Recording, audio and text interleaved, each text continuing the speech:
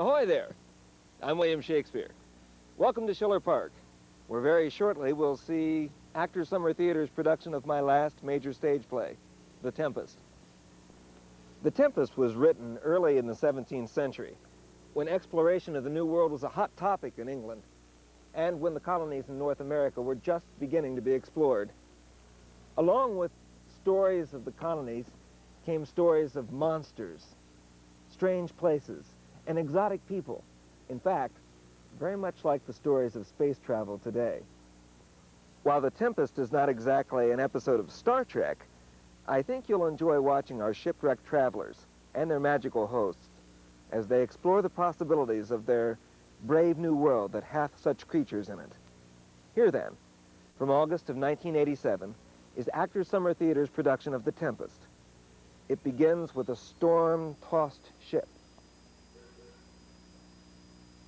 Live long and prosper, mateys.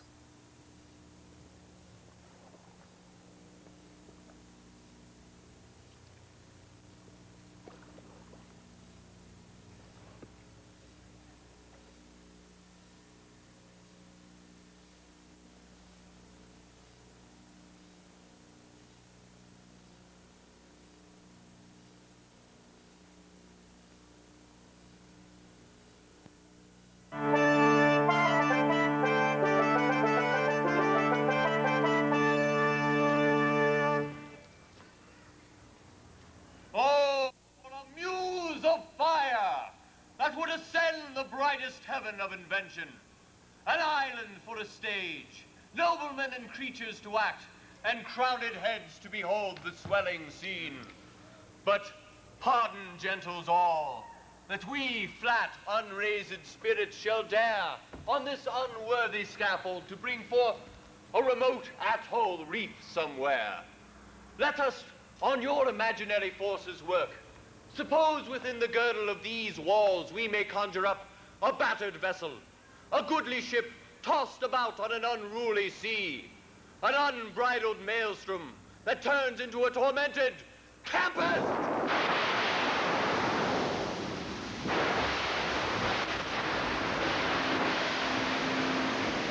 Ahoy, boatswain! Here, master, what cheer? Good man, speak to the mariners. Bolt wood briskly or we run ourselves aground. Be stir, be stir! Hi, my heart! Chilly, chilly, my heart!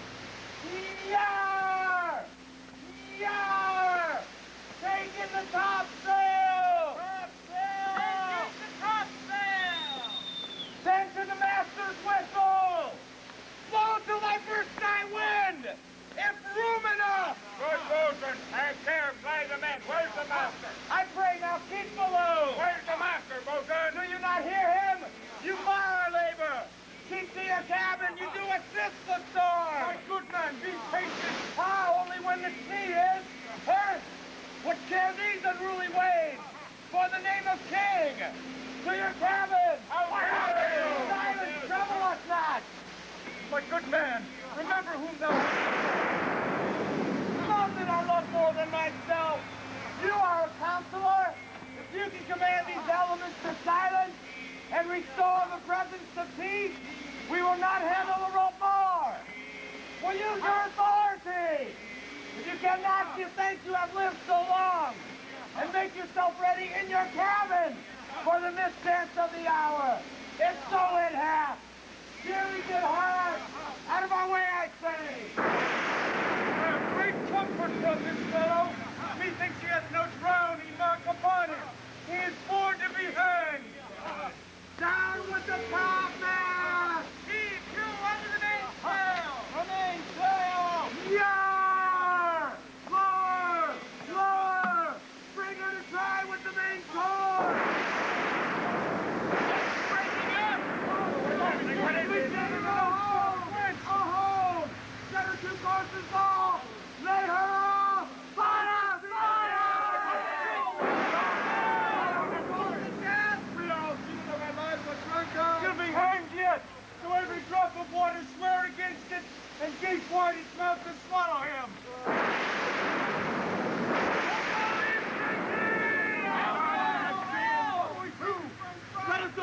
with the king. Let us make leave of him. Now would I give 1,000 furlongs of sea for an acre of barren ground. I would fain die a dry death. We fled! We fled!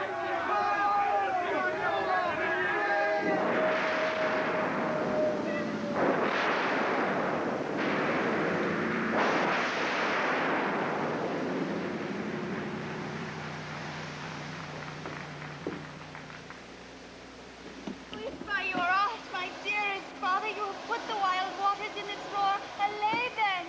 The sky, it seems, would pour down stinking pitch, but that the sea, mounting to the welkin's cheek, dashes the fire out. Oh, I have suffered with those that I saw suffer. A brave vessel, who had no doubt some noble creature in her, dashed all to pieces. Oh, the cry did knock against my very heart. Poor souls, they perish. Be collected. No more amazement. Tell thy piteous heart there's no harm done. Oh, woe the day. No harm. I have done nothing but in care of thee, dear one, thee, my daughter, who art ignorant of what thou art, not knowing of whence I am, nor that I am more better than Prospero, master of a full poor cell, and thy no greater father. More to note, it never meddle with my thoughts. 'Tis time I should inform thee further. Lend thy hand and pluck from me my magic garment. So. Lie there, my art. Wipe thou thine eyes and have comfort.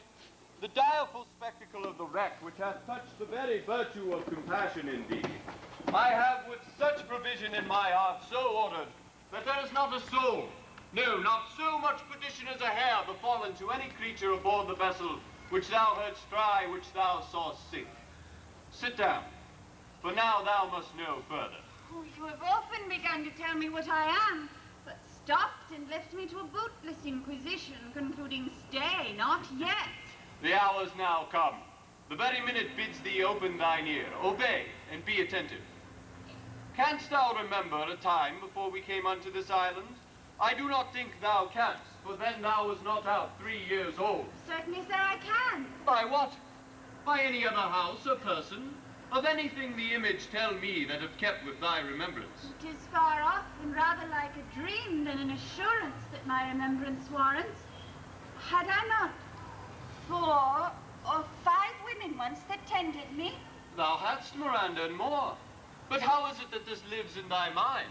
What seest thou else in the dark past and abysm of time? If thou rememberest aught ere thou camest here, how thou camest here thou mayest. That I do not. 12 years since, Miranda. 12 years since. Thy father was the Duke of Milan and a prince of power. Sir, are not you my father? Thy mother was a masterpiece of virtue, and she did tell me thou wast my daughter. And thy father was Duke of Milan, and his only heir a princess. Oh, the heavens!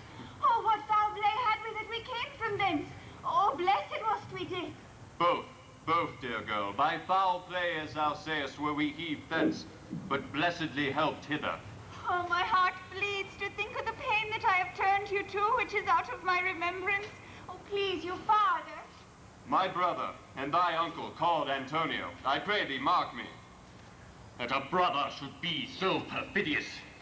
He who next thyself of all the world I loved, and to him put the manage of my estate, as at the time among all the dominions it being the first, and Prospero the prime duke, being so reputed in dignity, and the liberal arts without a parallel, those being all my study. The government I cast upon my brother, and so grew stranger to my state. Doth thou hear? Sir, I do. Having both the key of officer and office, he set all hearts in the state to what tune pleased his ear. By then, he was the ivy which covered my princely trunk, and sucked all the verdure out of it. Thou attendest not? Oh, but sir, I do. I pray thee, mark me. I thus neglecting worldly ends, all dedicated to closeness and the bettering of my mind, with that, but by being so retired, overprized all popular rate, In my false brother awakened an evil nature, and my trust, like a good parent, did beget of him a falsehood in its contrary. He being thus lauded, to do his lie credit, he did believe he was indeed the Duke. Dost thou hear? Your tale so would cure deafness. To have no screen between this part he played and him he played it for, he needed to be absolute Milan. Me, poor man, my library was dukedom large enough. Of temporal royalty he thought me incapable. Confederate, so thirsty was he for sway, with the King of Naples, to pay him annual tribute, to do him homage, to subject his coronet to his crown, and bend the dukedom yet unbowed. Alas, poor Milan, to most ignoble stooping. The heavens! Mark his condition and the event, and tell me if this could possibly be a brother. Oh, I should sin to think but nobly of my grandmother. Good wombs have borne bad sons. Now the condition. This King of Naples, being to me an enemy inveterate, hearkens my brother's suit, which was in lieu of promises of homage and I know not how much tribute, should presently extirpate me and mine out of my dukedom, and confer fair Milan with all the honors upon my brother.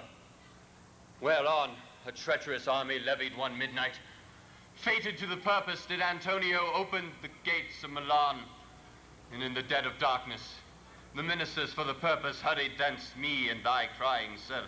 Oh, lack for pity. I not remembering how I cried out then, will cry it o'er again. Hear a little further, and I'll bring thee to the present business which is now upon us, without the which this story were most impertinent. Wherefore did they not that hour destroy us? Well demanded, dear. My tale provokes that question. Dare they durst not so dear the love my people bore me, nor set a mark so bloody upon the business, but with colours fairer painted their foul ends. To be brief, they hurried us aboard a bark, bore us some leagues to sea, and there prepared a rotten carcass of a boat, not rigged, no tackle, sail, or mast, the very rats instinctively had quit it. There they hoist us, to cry to the sea that roared to us, to sigh to the winds whose pity sighing back did us but loving wrong. Alack, what trouble was I then to you? Oh, a cherubin thou wast that didst preserve me. Thou didst smile and fuse with a fortitude from heaven, which raised in me a spirit of endurance to bear up against what should ensue. How came we ashore? By providence divine. Some food we had and some fresh water that a noble Neapolitan Gonzalo, out of his charity, who being then appointed master of the design, did give us, along with rich garments and linen, stuffs and necessaries which stood us in great stead. So of his gentleness, knowing I loved my books, he furnished me from my own library with several volumes of magic, which I prize above my dukedom. Oh, would I might someday see that man. Now I rise. Sit still and hear the rest of our sea sorrow. Here on this island we arrived, and here have I, thy schoolmaster, made thee more profit than other princesses can, with more time for vainer hours and tutors not so careful. Heavens, thank you for it. And now I pray you, sir, for still 'tis beating in my mind, your reason for raising the sea storm. No, thus far forth. Bountiful fortune, by accident most strange, hath mine enemies brought to this shore. And by my prescience I find my zenith doth depend upon a most auspicious star, whose influence if now I court not but neglect, my fortunes will ever after droop. But here, cease questions. Thou art inclined to sleep. 'Tis a good dullness, and give it way. I know thou canst not choose. Come away, spirit, come. Approach, my Ariel, I am ready now. I'll hail, great master, great Sir Hail. I come to do thy best pleasure, be it to fly, to swim, to dive into the fire or ride upon the curled clouds, to thy strong and bidding task, Ariel, and all her qualities. Hast thou, spirit, performed exactly the Tempest I bade thee? To every article. I boarded the king's ship, now on the prow, now on the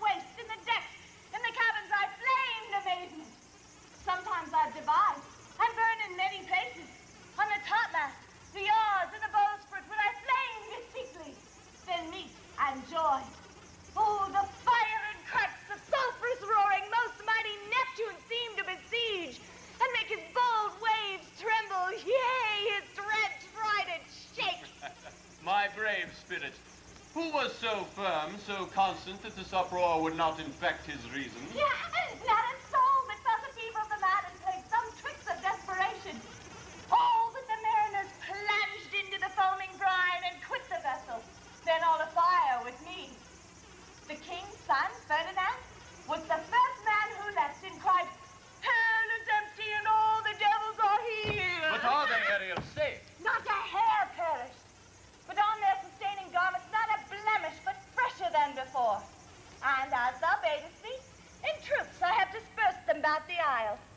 The king's son have I landed by himself, and left cooling of the air with sighs, and sitting in an odd angle of the isle, his arms in this sad knot. Of the king's ship, the mariners say how thou hast disposed, and all the rest of the fleet. Who safely in harbor is the king's ship, in the deep nook where once thou call'dst upon me at midnight to fetch dew from the still vexed Bermudes. There she's hid. The mariners, all under hatches stowed, who with the charm joined to their suffered labor, I have left asleep. Yeah. And for the rest of the fleet, which I dispersed, they're all met again upon the Mediterranean Sea, bound sadly home for Naples. Supposing they saw the king shipwrecked, and his great person perish. Ariel, thy charge exactly is performed, but there's more work. Is there more toil? Since thou dost give me labors, let me remember thee what thou hast promised, which is not yet performed me. How now, Moody, what is it thou canst demand? My liberty. Before the time be out, no more. Oh, I prithee remember I have done thee worthy service, told thee no lies, made no mistakings, served without all grudge or grumblings. Thou didst promise to bait me a full year. Dost thou forget from what a torment I did free thee? No, I do not, sir. Thou liest, you malignant thing. Hast thou forgot the foul witch Sycorax, who with age and envy was grown into a hoop? Hast thou forgot her? No, sir. Thou hast. I must once in a month recount what thou hast been which thou forgetst. This damned witch Sycorax, for mischiefs manifold and sorceries terrible to enter human hearing, from Argier thou knowest was banished. This blue-eyed hag hither was brought with child, and here was left by the sailors. Thou, my slave, as thou reportest thyself, was then her servant, and as you are a spirit too delicate to act her earthly and abhorrent commands, she did confine thee in her most unmitigable rage into a cloven pine, within which rift in prison thou didst painfully remain a dozen years, within which space she died, and left thee there where thou didst vent thy groans. Then was this island saved for the son she did litter here, a freckled whelp hag born, not honored with a human shape. Yes, Caliban, her son. He, that Caliban, whom now I keep in service. Thou knowest best what a torment I did bind thee in. Thy groans did make wolves howl, and did penetrate the breasts of ever-angry bears. It was a torment to lay upon the damned, which Sycorax could not again undo. It was mine art when I arrived and heard thee that made gape the pine, and let thee out. Oh, I thank thee, master. If thou murmurest more, I will rend it out, peg thee in its knotty entrails, till thou hast howled away 12 winters. Oh, pardon, master. I will be obedient to command and do my spriting gently. Do so. And after 2 days, I will discharge thee. Oh, that's my noble master. What shall I do? Say what? What shall I do? Go, make thyself like a nymph of the sea. Be subject to no sight but mine, and visible to every eyeball else. Go, take this shape and come hither in it. Go, hence, with diligence. Awake, dear heart. Awake. Thou hast slept well. Awake. Oh, strangeness of your story, put heaviness in me. Shake it off. Come on, we'll visit Caliban, my slave, who never yields us kind answer. The villain, sir, I do not love to look on. But as it is, we cannot do without him.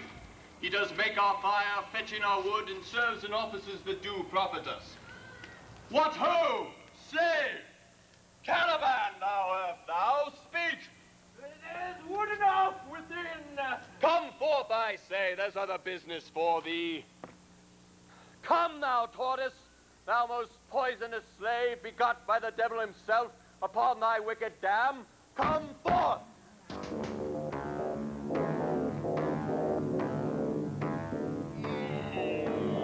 That's wicked news there, my mother brushed with raven's feather from unwholesome fen. Drop on you both, a southwest blow on ye and blister you all over. For this, be sure, tonight thou shalt have cramps, side stitches that shall pen thy breath up. Goblins shall, for that fast of night, that they may work all exercise on thee. Thou shalt be pinched as thick as honeycomb, each pinch more stinging than bees that made 'em. This island's mine, by Sycorax, my mother, which thou takest from me. When thou came first, thou strokest me and made much of me. Thou wouldst give me water with berries in it, and teach me how to name the bigger light, and how the less that burn by day and night.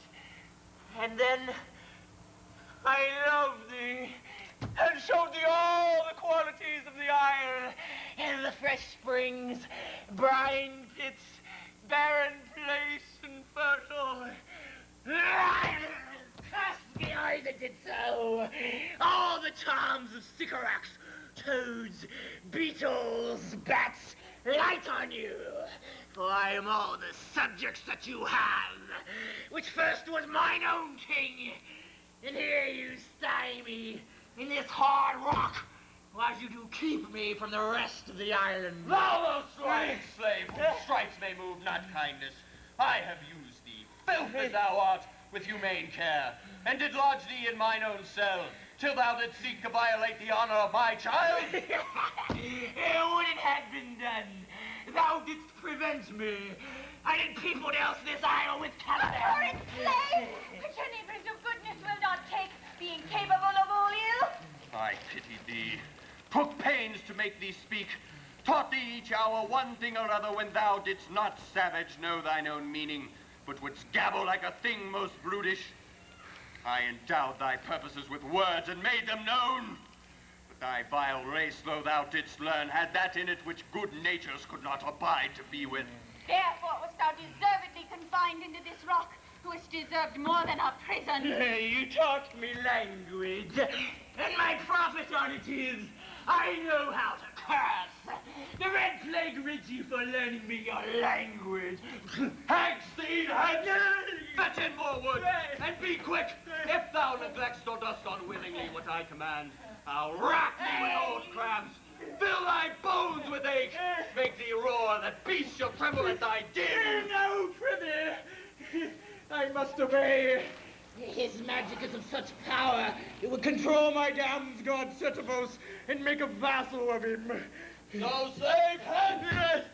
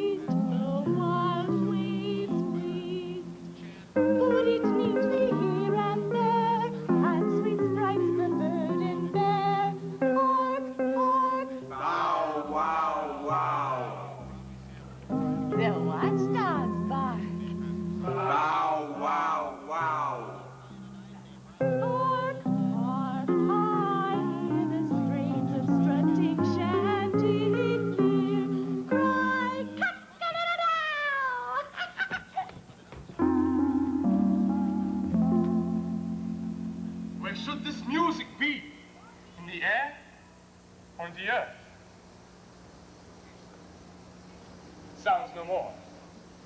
I'm sure it waits upon some corner of the island. Sitting on a bank, Weeping again, the king, my father's wreck, this music crept by me upon the waters, allaying both their fury and my passion with its sweet airs.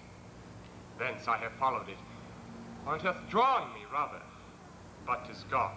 No, begins again.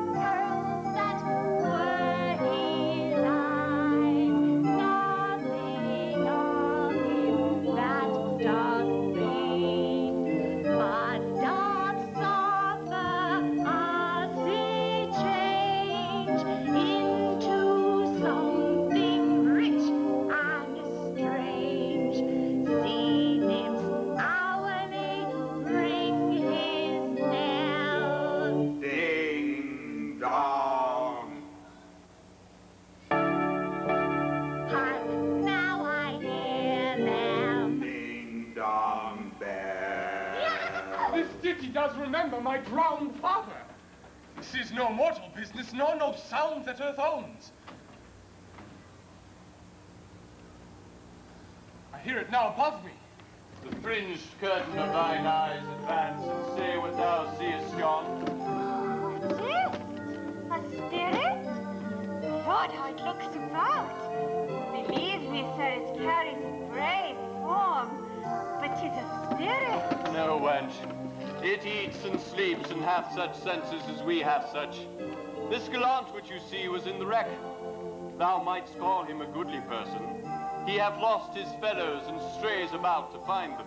I might call him a thing divine, for nothing natural I ever saw so noble. Most sure the goddess on whom these airs attend. Vouchsafe my prayer may know if you remain upon this island, and that you would some good instruction give how I may bear me here. My prime request, which I do last pronounce, is, oh, you wonder, if you be maid or no. No wonder, sir, but certainly a maid. My language, heavens. I'm the best of them that speak this speech, were I but where it is spoken. How the best? What wert thou if the king of Naples heard thee? A single thing, as I am now, that wonders to hear thee speak of Naples. He does hear me, and that he does, I weep.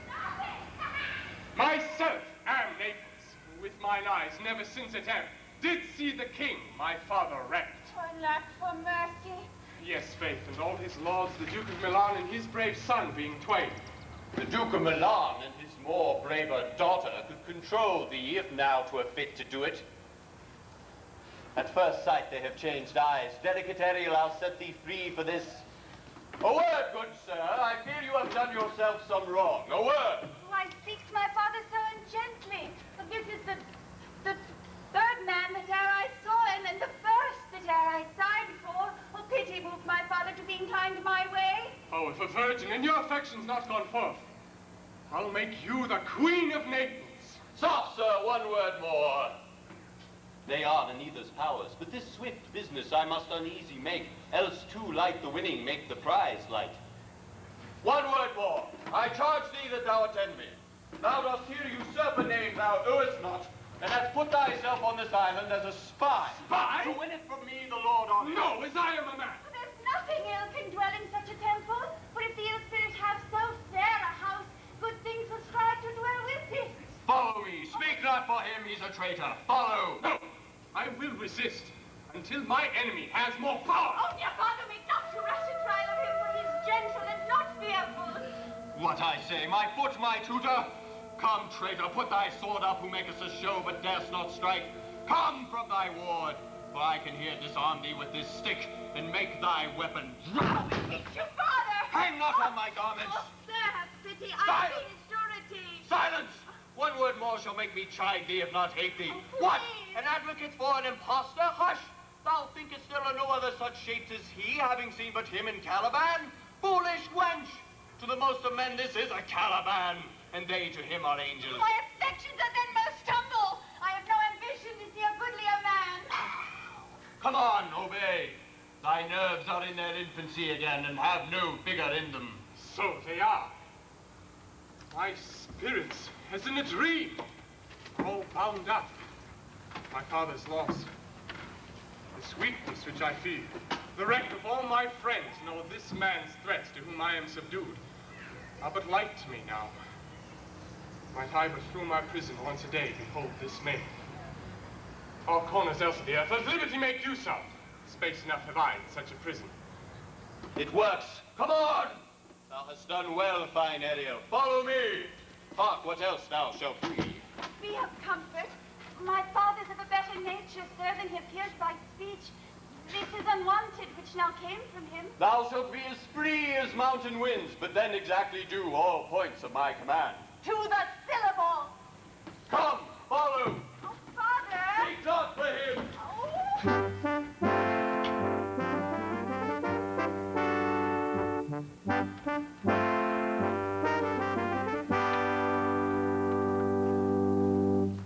Beseech you, sir, be merry. You have cause, so have we all, of joy. For our escape is much beyond our loss. Our hint of woe is common. Every day some sailor's wife, the master of some merchant ship, and the ship owner have just our theme of woe. But for the miracle, well, I mean our preservation. Few in millions can speak like us. Then wisely, good sir, weigh our sorrow with our comfort. Prithee, peace. He accepts comfort like peas porridge. Oh, but the comforter will not give him over so. Look, he's winding up the watch of his wit. By and by it will strike. Sir. Bong! Keep count. When every grief is entertained that's offered, comes to the entertainer $1. $1 comes to him indeed. You have spoken truer than you purposed. You have taken it wiselier than I meant you should. Therefore, my lord, Fie, what a spendthrift is here, his tongue. Oh, I prithee spare me. Well, I have done. But yet... He will be talking. Which of he or Adrian? For good wager first begins to crow. The old cock. The cockerel. Agreed. The wager? A laughter. Done. Though this island seems to be desert, So you're paid. uninhabitable and almost inaccessible, Yet, Oh, he could not. there This- must needs be of subtle, tender, and most delicate climate. The air breathes upon us here most sweetly. as though it had lungs, and rotten ones. Or 'twas perfumed by a swamp. Here is everything advantageous to life. True, safe means to live. Of that there's none, or little. How lush and lusty the grass looks. How green. The ground indeed is tawny. With an eye of green in it. Oh, he misses not much. No, he doth but mistake the truth totally. But the rarity of it is that our garments, being as they were drenched in the sea, hold, notwithstanding, their freshness and gloss, being rather new dyed than stained with salt water. Why, if but one of his pockets could speak, would it not say that he lied? Aye, or very falsely pocket of his report. Methinks our garments are now as fresh as when we put them on at Africa, at the marriage of the king's fair daughter, Clarabelle, to the king of Tunis. 'Twas a sweet marriage, and we prosper well in our return. Tunis was never before graced with such a paragon to their queen. Not since Widow Dido's time. Widow Dido, said you? Mm-hmm. Well, she was of Carthage, not of Tunis. This Tunis, sir, was Carthage. Carthage? I assure you, Carthage. What impossible matter will he make easy next? Why, I think he will take this island home in his pocket, and give it to his son for an apple. Aye, planting the kernels of it in the sea bring forth more islands. Aye. Why, in good time. Yes, sir, we were talking that our garments seem now as fresh as when we were at Tunis, at the marriage of your daughter, who is now queen. And the rest that e'er came there. Is not, sir, my doublet as fresh as the first day I wore it? Well, I mean in a sort. Oh, but that sort was well fished for. And when I wore it at your daughter's marriage. You cram these words into mine ears against the stomach of my sense. Would I had never gone there, for coming thence my son is lost. And in my rate, she too, who is so far from Italy removed, I ne'er again shall see her. But, oh, thou mine heir of Naples and Milan, what strange face has made his meal on thee? Sir, He may live. I saw him beat the waves under him and ride upon their backs. He trod the water, his bold head above the contentious waves he kept, and oared himself with his good arms and lusty strokes to the shore.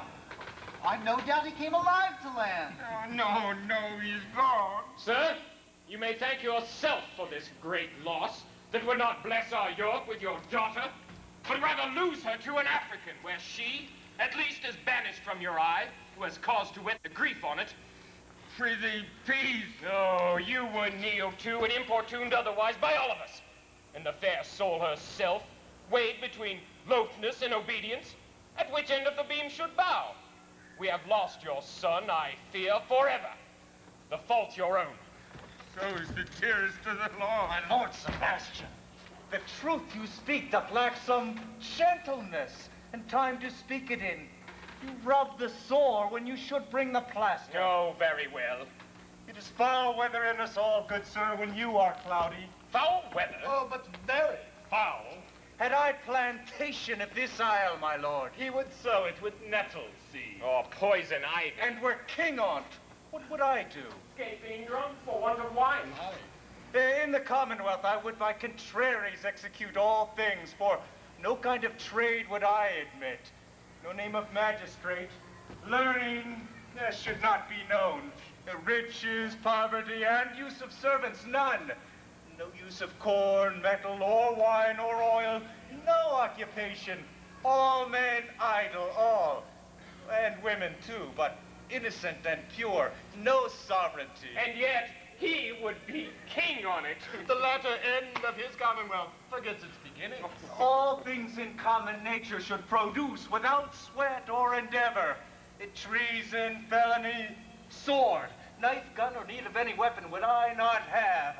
But nature should bring forth of its own kind all produce, all abundance to feed my innocent people. No marrying mongst his subjects? Oh, none, man, all idle, whores and knaves. I would with such perfection govern, sir, to excel the golden age. Well, save his majesty. Oh, long live Gonzalo. And do you mark me, sir? Oh, prithee no more. Thou dost talk nothing to me. I do well believe, your highness, and did it to minister occasion to these gentlemen, who are so used to laugh at nothing that they might as well laugh now. But 'twas you that we laughed at. Who in this kind of merry fooling am nothing to you, so you may continue and laugh at nothing still. Nay, good my lord, be not angry. No, I warrant you, I would not adventure my discretion so, weakly. Will you laugh me asleep, for I am very heavy. Go sleep, and here on. What, all so soon asleep? I wish that mine eyes would with themselves shut up my thoughts. Oh, I find they are inclined to do so. Well, then please you, sir, do not neglect the heavy offer of it. It seldom visits sorrow, and when it doth, it is a comforter. We, too, my lord, will guard your person while you take your rest and watch your safety. Thank you. Oh, wondrous heavy. What a strange drowsiness possesses them. Oh, it's his quality of the climate. Then why doth it not then our eyelids sink? I find myself not disposed to sleep. Well, nor I. For my spirits are nimble, yet they fell together all, as by consent. They dropped as by a thunderstroke. Oh, what might? Worthy Sebastian, what might? No more. And yet, methinks I see it in thy face, what thou shouldst be. The occasion speaks to thee, and in my strong imagination sees a crown dropping upon thy head. Watch, art thou waking? Do you not hear me speak? I do. And surely it is a sleepy language, and thou speakest out of thy sleep. What is it thou didst say? Noble Sebastian, thou let's thy fortune sleep. Die, rather. Thou dost shut thine eyes whilst thou art waking. Thou dost snore distinctly. There's meaning in thy snores. I am more serious than my custom, and you must be so too, if thou heed me. Which to do would make you 3 times what thou art. Oh, if you but knew how you the purpose foster, while thus you mark it, how in stripping it, you more invest it. Ebbing men indeed most often do so near the bottom run by their own fear or sloth. Prithee, say on. The setting of thine eye and cheek proclaim a matter of importance in thee, and a birth, indeed, which causes thee much pain to utter.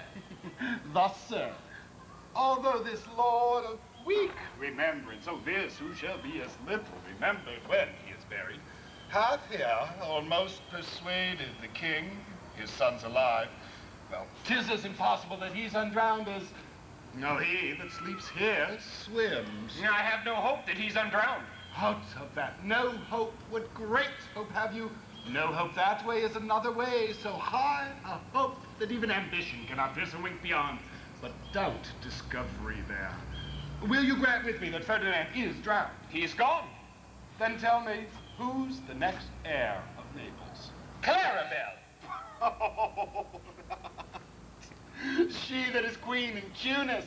Oh, she that dwells 10 leagues beyond man's life. She that from Naples can have no note unless the sun were messenger. She that from whom we all were sea swallowed. Though some cast again, and by that destiny perform an act whereof what's past is prologue, and what to come is yours and my discharge. What stuff is this? How say you? 'Tis true my brother's daughter, queen of Tunis, and so is she head of Naples, twixt which regions there is some space. Ha! A space whose every cubit seems to cry out, how shall that Clarabelle measure us back to Naples, keep in Tunis, and let Sebastian wake?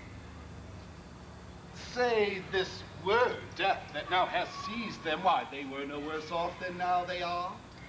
There be that can rule Naples as well as he that sleeps, and lords that can prate as amply and unnecessarily as this Gonzalo. Why, I myself could make a parrot talk such deep chat. Do you understand me? Methinks I do. And how does your conscience regard your own good fortune? I remember you did supplant your brother Prospero. True. And look how well my garments sit upon me. Much better than before. My brother's servants were then my fellows. Well, now they are my men. Ah, but for your conscience. Aye, sir, where lies that? If 'twere a blister on my heel, it would compel me to wear a slipper. But I feel not this deity in my bosom. 20 consciences that stand twixt me and Milan candy be they and melt ere they molest. Here lies your brother, no better than the earth he lies upon, if he were that which now he's like. That's death, whom I with this obedient steel, 3 inches of it, can lay to bed forever. While you doing thus to the perpetual wink, for I might put this ancient morsel, this Sir Prudence, who shall not upbraid our course. As for the rest, they'll take the suggestion as a cat laps milk. They'll tell the clock to any business we say benefits the hour. Thy case, dear friend, shall be my precedent. As thou gotst Milan, I'll come by Naples. Draw thy sword. One stroke shall free thee from the tribute which thou payest, and I, the king, shall love thee. Draw together, and when I rear my hand, do you the like to full it on Gonzalo. Oh, but one word.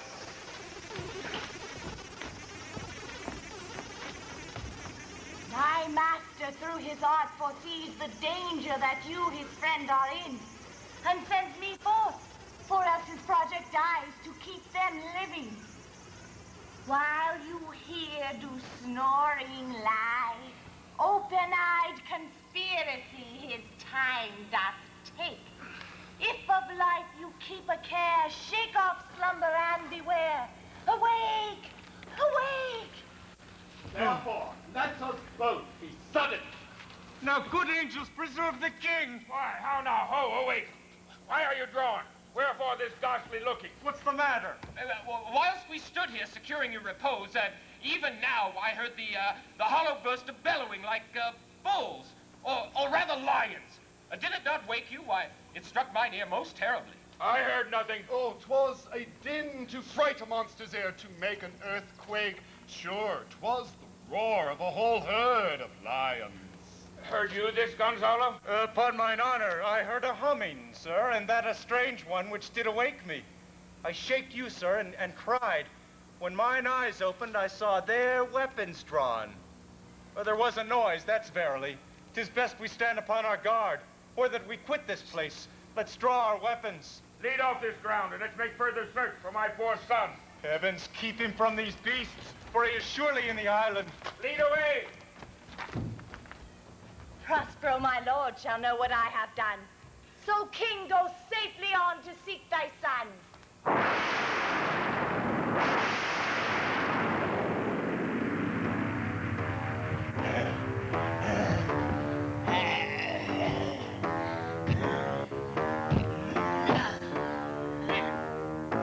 All the infections that the sun sucks up from bogs, fins, flaps, on Prosper for, and make him inch by inch a disease. The spirits hear me, and yet I needs must curse. But they'll know a pinch. Fright me with urchin shows, pitch me in the mire, nor lead me like a firebrand in the dark out of my way, unless he bid 'em.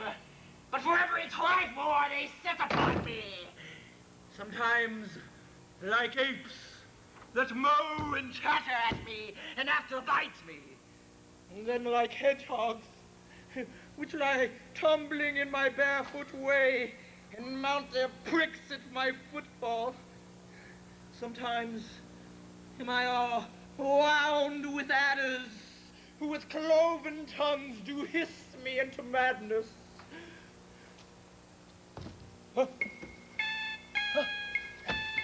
Hey, oh, now, no. Here comes a spirit of his and to torment me for bringing wood in slowly. I'll fall flat. Perchance you will not mind me. Here's neither bush nor shrub to ward off any weather at all. And another storm brewing. I hear it sing in the wind. Yon same black cloud, yon huge one. It looks like a foul bombard that was shed its liquor. If it should thunder as it did before, I know not where to hide my head. Yon same black cloud cannot choose but fall by pailfuls. What have we here? A man or a fish? Dead or alive? A fish? Smells like a fish. A very ancient and fish-like smell. A kind of... not for the newest dried mackerel. A strange fish. Were I in England now, as once I was, and had but this fish painted, not a holiday fool there would but give a piece of silver. There would this monster make a man's fortune. Any strange beast there make a man. When they will not give a cent to relieve a lame beggar, they will lay out 10 to see a dead Indian. Legged like a man, and his fins like arms. Warm. Oh, my troth. I do now let loose my opinion. Hold it no longer. This is no fish, but an islander that hath lately suffered by a thunderbolt. Alas, the storm is come again. My best way is to creep under his gabardine. There is no other shelter hereabout.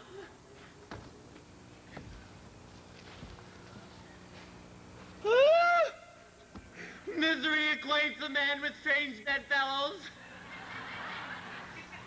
I will here shroud until the dregs of the storm. The master, the swivel, the boatswain and I, the gunner and his mate, love Mel, Meg, and Marion and Marjorie.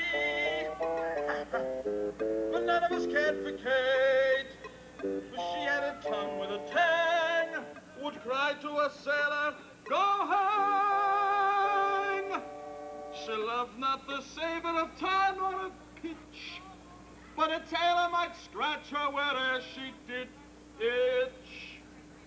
So to sea boys and let her go hang. Oh, this is a scurvy tune to sing at a man's funeral. But here's my comfort. But do not torment me, oh! What's the matter? Have we devils here? Do you put tricks upon us with savages and men of India, huh? I have not escaped drowning to be now afeard of your 4 legs. For it hath been said, as proper a man as ever went on 4 legs cannot make him give ground, and it shall be said so again, while Stefano breathes at nostril. The spirits torment me, oh! This is some monster of the isle, with 4 legs, who hath got, as I take it, an ague. Where the devil should he learn our language?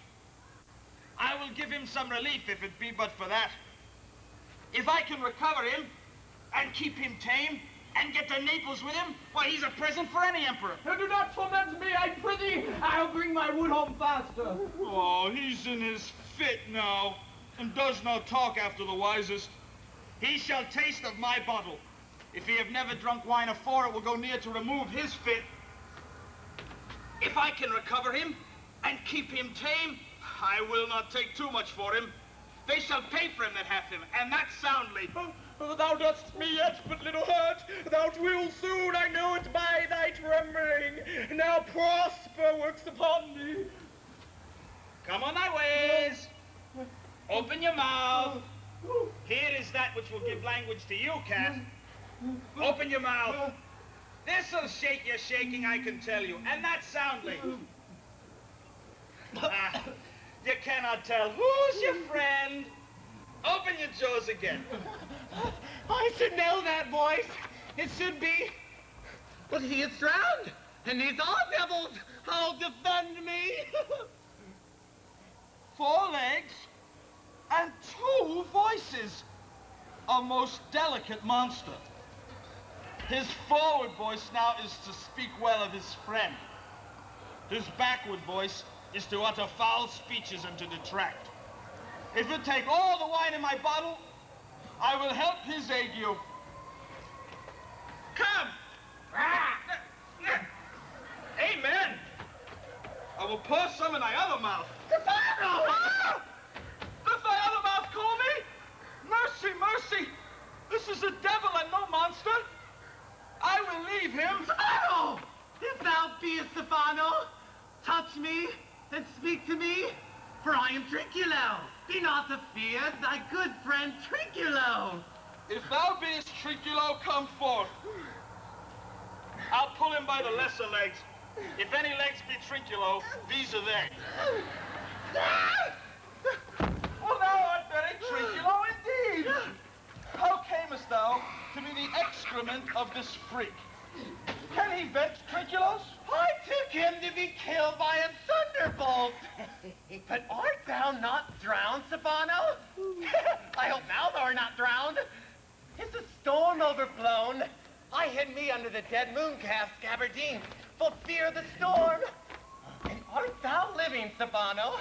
Oh, Stefano, to Neapolitan skin! I prithee, do not turn me about so my stomach is not constant. These be fine things, and if they be not sprites, that's a brave God and their celestial liquor. I will kneel to him. How did thou escapest? How camest thou hither? Swear on this bottle how thou camest hither. I escaped upon a barrel of sack, which the sailors heaved overboard by my bottle, which I made out of the bark of a tree with mine own hands, since I was cast ashore. I'll swear upon that bottle to be thy true subject, for the liquor is not earthly. Swear then how thou escapest. Well, I swum ashore, man, like a duck. I can swim like a duck. I be sworn. Here, kiss the book. Though thou canst swim like a duck, thou art made like a goose. Oh, Stefano. Hast any more of this? The whole barrel, man. My cellar is in a rock by the seaside, where my wine is hid. How now, mooncalf? How dost thine ague you? Hast thou not dropped from heaven? Out of the moon I do assure thee. I was the man in the moon. I have seen thee in her, and I do adore thee. My mistress showed me thee. Come, swear to that. Here, kiss the book. We'll fill her soon with new contents. Swear. Oh, by this good light, this is a very shallow monster. I have feared of him, a very weak monster. The man in the moon. Oh, poor credulous monster. Well-drawn monster, in good suit. Here, I'll show thee every fertile inch of the island, and I'll kiss thy foot. I prithee, be my God. By this light, this is the most drunken and perfidious monster. When his god's asleep, he'll rob his bottle. I'll kiss thy foot, and I'll swear myself thy subject. Oh, come on then. Down and swear. Oh, I'm gonna laugh myself to death at this puppy-headed monster. This most scurvy monster. I could find it in my heart to beat him. Come, kiss. Oh, that the poor monster's intrigued. An abominable monster. I'll show thee the best springs. I'll pluck thee berries. I'll fish for thee and get thee wood enough. A plague upon the tyrant that I serve. I'll bear him no more sticks, but follow thee, thou wondrous man.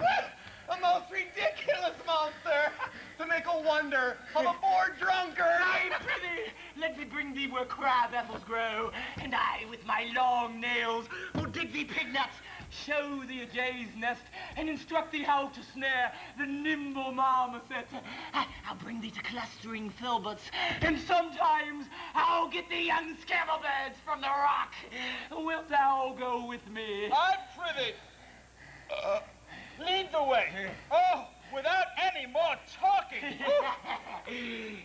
Trinculo! Trinculo! Trinculo! The king and all our company else being drowned, we will inherit here. Bear my bottle, fellow Trinculo. We'll fill it again. Farewell, master! Farewell, farewell! A drunken monster! A howling monster! No more dams I'll make forfeit, nor fetching firing, that's requiring, nor scrape treachery, nor wash dish. Ben, Caliban, have a new master, get a new man. Freedom, high day, freedom, freedom, high day, freedom. Oh, brave monster, lead the way.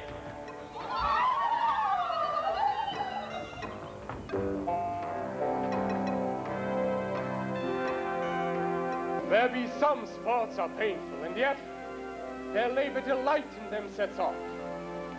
Some kinds of baseness are nobly undergone, and most poor matters point to rich ends. This, my mean task, would be as heavy to me as odious. But the mistress I serve enlivens what's dead, and makes my labors pleasures. Oh, she is 10 times more gentle than her father is crabbed.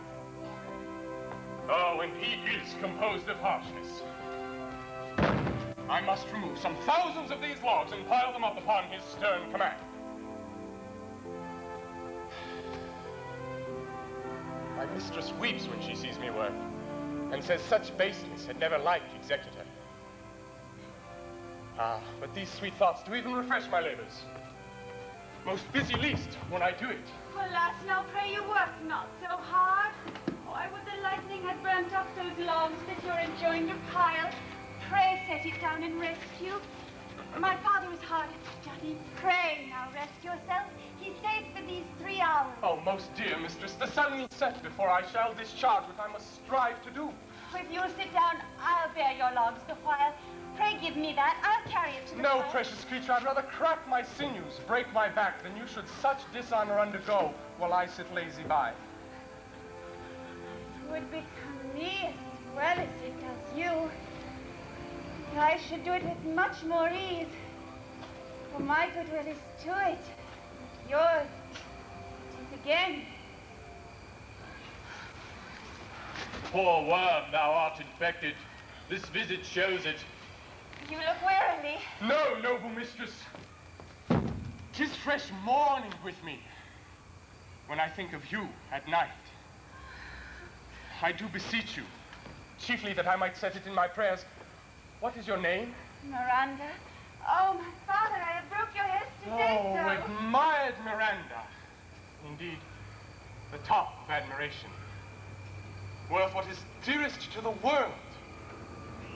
Full many a lady I have eyed with best regard, and many a time the harmony of their tongues hath into bondage brought my too diligent ear. For several virtues have I liked several women, never any with so full soul, but some defect in her did quarrel with the noblest grace she owed, and destroyed its effect. But you, oh, you, so perfect and so peerless, are created of every creature's best. I do not know one of my sex. No woman's face remembers, save from my glass, mine own. Nor have I seen more that I may call men than you, good friend, and my dear father. How features are abroad I'm skilless of. But by my modesty, I would not wish for any companion in the world but you. Nor can imagination form a shape besides yourself, like us. But I prattle something too wildly, and my father's precepts I therein do forget. I am, in my condition, a prince, Miranda. I do think a king, and would no more endure this wooden slavery than to suffer the flesh fly blow my mouth. Hear my soul speak. The very instant that I saw you, did my heart fly to your service. There resides to make me slave to it. And for your sake, am I this patient logman. Do you love me? Oh, heaven, oh, earth, bear witness to this sound, and crown what I profess with kind event if I speak true. If hollowly, invert what best is boded me to mischief.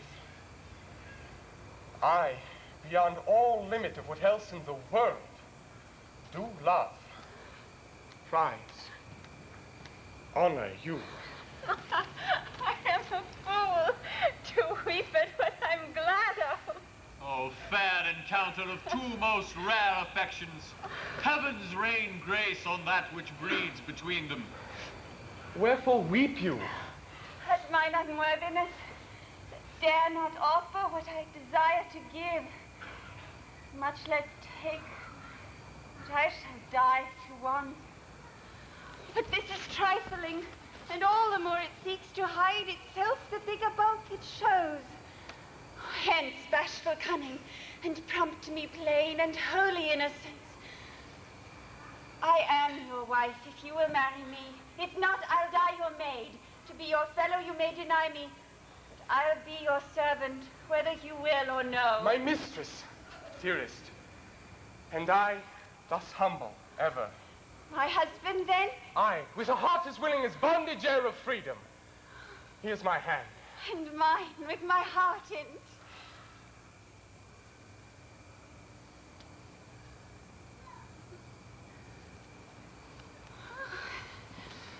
Now, farewell. Oh, till half an hour hence. 1,000!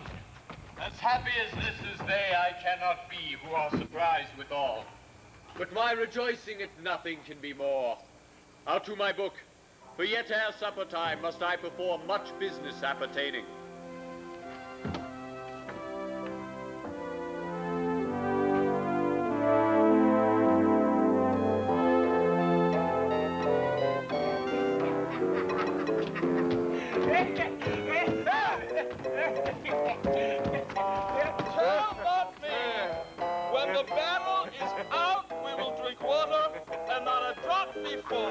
Therefore, bear up and boredom. Servant monster, drink to me. Servant monster, the folly of this island. They say there are but 5 on this isle. We are 3 of them. If the other 2 be brain like us, the state totters. Drink, servant monster, when I bid thee. Thy eyes are almost set in thy head. Where should they be set else? He were a brave monster indeed, if they were set in his tail. My man, monster, hath drowned his tongue in sack. For my part, the sea cannot drown me. I swam, ere I could recover the shore, 35 leagues, off and on. You shall be my lieutenant, monster, or my standard. Your lieutenant, if you list. He's no standard. Will not run, Monsieur Monster. Nor you'll go neither. Yet you'll lie like dogs, and yet say nothing neither. Mooncalf, speak once in thy life, if thou beest a good mooncalf. How does thine honor? Let me lift thy shoe. Oh, not serve him. He is not thine. Thou liest, most ignorant monster. I'm encased to Joshua Constable. Why, thou debauched fish, thou! Was there ever man a coward that hath drunk so much sack as I today?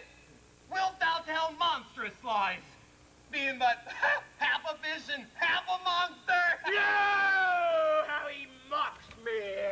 Wilt thou let him, my lord? Lord, quoth he.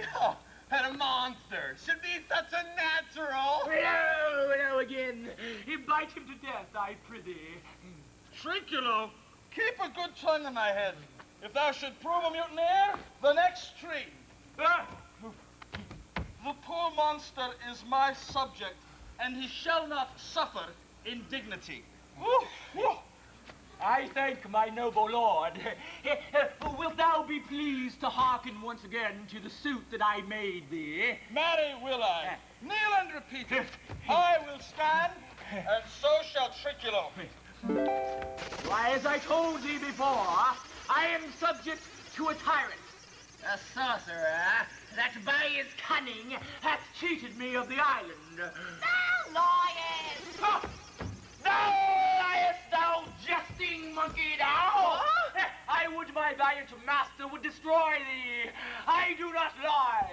Trinculo, if you trouble the monster one word further in his tail, by this hand I will supplant some of your teeth. Why? I said nothing. Mum then and no more. Proceed. I say by sorcery he got this isle. From me he got it. If thy greatness will revenge it on him, for I know thou darest, but this thing dare not. That's most certain. Thou shalt be lord of it, and I will serve thee. How now shall this be compassed? Canst thou bring me to the party? Yea, my lord. I will yield him thee asleep, where thou mayst knock a nail into his head. Thou liest, thou canst not. What a pine ninny's this, thou scurvy patch! Me? I do beseech thy greatness, give him blows and take his bottle from him. When that's gone, he shall drink naught but brine, for I'll not show him where the quick freshes are. Trinculo, run into no further danger. If you trouble the monster one word further, by this hand, I will turn my mercy out of doors and make a starfish of thee. Why? What did I? I did nothing. I'll go farther off. Did thou not say he lied? Thou liest. Do I so? Take thou that. As you like this, give me the lie another time. I did not give thee the lie. Out of your wits and hearing too? A pox on your bottle. This can sack and drinking do. A plague on your monster, and the devil take your fingers. Now prithee forward with your tale. Stand further off. Beat him enough. After a little time, I'll beat him too. Stand further. Come, proceed. Why, as I told thee, 'tis a custom with him in the afternoon to sleep. There thou mayst brain him, having first seized his books, with a log, batter his jaw, punch him with a stick, cut his weazen with thy knife. Remember first to possess his books. Books? Yes, yes, yes, for without them he's but a sot, as I am, nor hath not one spirit to command. They all do hate him as rootedly as I. Burn but his books. Oh, he has brave utensils, so he calls them, that when he has a house, he'll deck withal. And that most deeply to consider is the beauty of his daughter. I never saw a woman but only Sycorax, my dam, and she. But she as far surpasseth Sycorax, as greatest does least. Is she so brave a lass? Yea, my lord, she will become thy bed, I warrant, and bring thee forth brave brood. Monster, I will kill this man. His daughter and I shall be king and queen, save our graces, and Trinculo and thyself shall be viceroys. Sir! Viceroys? Dost thou like the plot, Trinculo? Excellent! Give me thy hand, Trinculo. I am sorry I beat thee, but while thou livest, keep a good tongue in thy head. Within this half hour will he be asleep. Wilt thou destroy him then? Aye, on mine honor. This will I tell my master. Thou makest me merry. I am full of pleasure. Let us be jocund. Will you troll the catch that you taught me while there? At thy request, monster, I will do reason. Any reason. Come on, Trinculo, let us sing. Louder, shout 'em, and scout 'em, and proud 'em. Thought is free. That's not the tune. What is this same? This is the tune of our catch, played by the picture of Nobody. If thou beest a man, show thyself in thy likeness. If thou beest a devil, take it as thou list. Oh, forgive me my sins. He that dies pays all debts. I defy thee. Oh, mercy upon us. Art thou afeard? No, monster, not I. Be not afeard. The isle is full of noises, sounds and sweet airs that give delight but hurt not. Sometimes 1,000 twangling instruments will hum about mine ears, and sometimes voices that if I then had waked after a long sleep will make me sleep again. And then, in dreaming, methought the clouds would open and show riches ready to drop upon me. That when I waked, I cried to dream again. This may prove a brave kingdom to me, where I may have my music for nothing. When Prospero is destroyed. That shall be by and by. I remember the story. The sound is going off. Let's follow it and after do our work. Lead, monster, we will follow. I would I could see this taborer. He lays it on. Wilt come?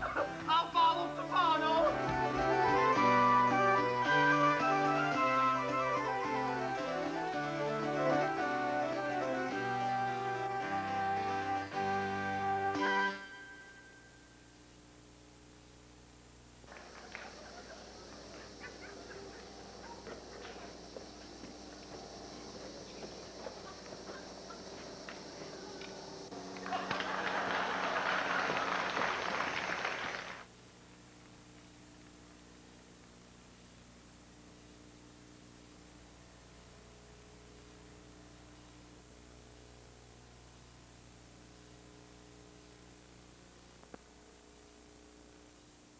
The craft of lace making traces its origins to Italy. By the 18th century, lace making had spread across Europe and into our country, where it still flourishes, especially here with the Great Lakes Lace Group in Ypsilanti, Michigan. I'm working on a bobbin lace pattern that was given to me by a lace maker in Le Puy in France, a town that is famous for its Cluny bobbin lace. In bobbin lace, there are only 2 stitches, the twist and the cross. They're combined to make up every stitch that is involved in making bobbin lace. The pattern I'm working on is described as a torchon pattern, which is very geometrical. And anyone looking at this type of lace can automatically see the lines that the threads can follow. Lace making, one of America's enduring crafts, honored by the United States Postal Service with these delicately designed commemorative stamps. I'm Helen Kushnick. I'm a mother who knows about AIDS. My 3-year-old son, Sam, died of AIDS from a blood transfusion. One of the hardest things about it for families like mine is the feeling that you have to go into hiding because some people are afraid they'll get AIDS from just being around you. Well, it's not true. That's not how you get AIDS. I don't have AIDS, and I cared for Sam his whole life. Fear makes it worse. Please get the facts. For more information about AIDS, call this number in your area.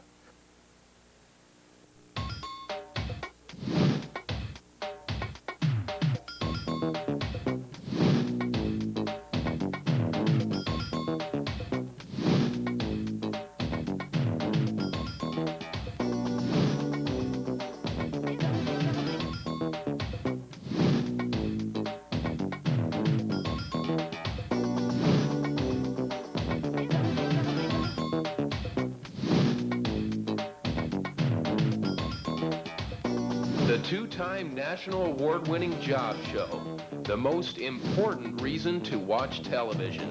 Catch it. Catch the Job Show on Thursday, Friday, Saturday, and Sunday nights at 8:30 p.m. right here on the government television channel GTC3.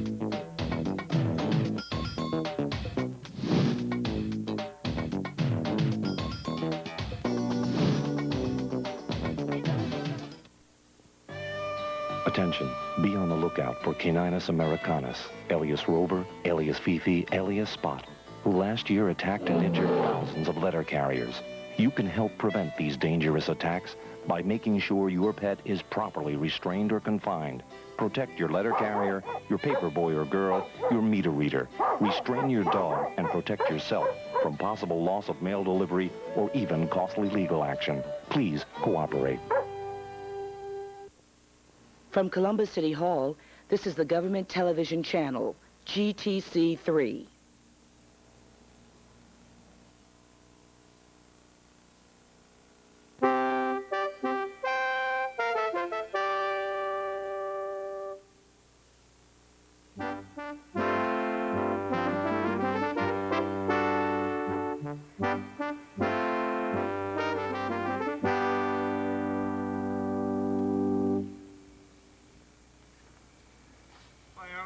I can go no further, sir. My old bones ache.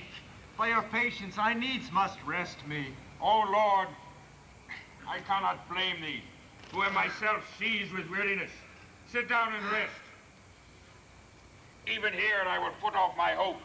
He is drowned whom thus we stray to find, and the sea mocks our frustrate search on land. Well, let him go. I am right glad that he's so out of hope. Do not, for one repose, forgo the purpose that you resolve to effect. The next advantage will we take thoroughly. Let it be tonight, for now they are oppressed with travel and will not, nor cannot use such vigilance as when they are fresh. I say tonight, no more.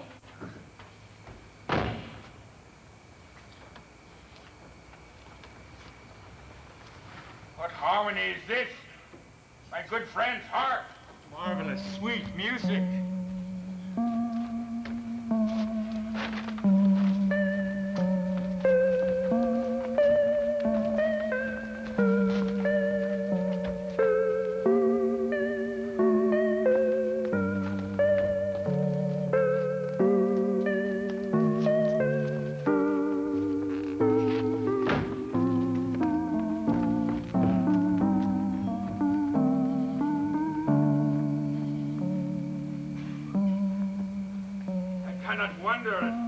Such shape, such gesture, and such sound. expressing a kind of excellent dumb discourse. Very strangely. No matter, since they have left their viands behind, for we have stomachs. Wilt thou taste of what is here? Not I. Faith, sir, you need not fear. Why, when we were boys, we heard many tales of things supernatural. True. I will stand to and feed, although it be my last. No matter, since I feel the best is past. Brother, my lord the Duke, stand to and do as we.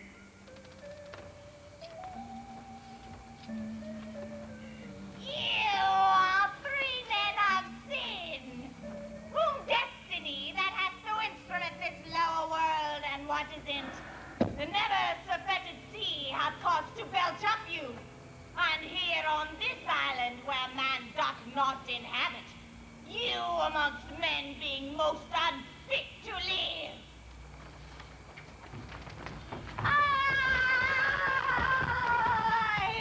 have made you mad! And even with such like valor men hang and drown their proper selves. You fools! I and my fellows are ministers of fate. The elements of whom your swords are tempered may as well wound the loud wind, or with the mock that stabs kill the still closing waters. My fellow ministers are alike invulnerable. Your swords are now too massy for your strength and will not be uplifted. But remember, for that's my business to you, that you three from Milan did supplant good Prospero, exposed unto sea which hath requited him and his innocent child, for which foul deeds the powers delayed, not forgetting having since the seas misjudged all the creatures against your peace. See of thy son, Alonso, they have bereft, and do pronounce by me lingering perdition, worse than any death can be at once, shall step by step attend you and your ways, whose wrath to guard you from, which here on this most desolate isle as falls upon your head, is nothing but hard sorrow and clear life ensuing.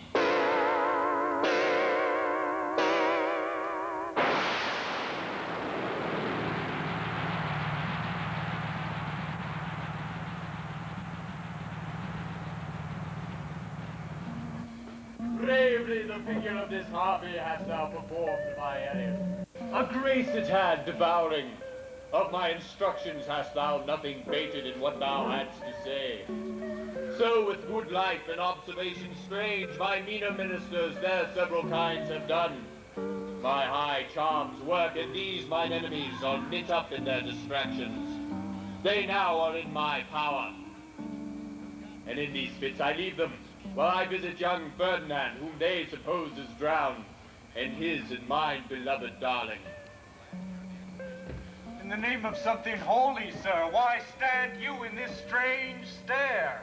Oh, it is monstrous. Monstrous. Methought the billows spoke and told me of it. The wind did sing it to me.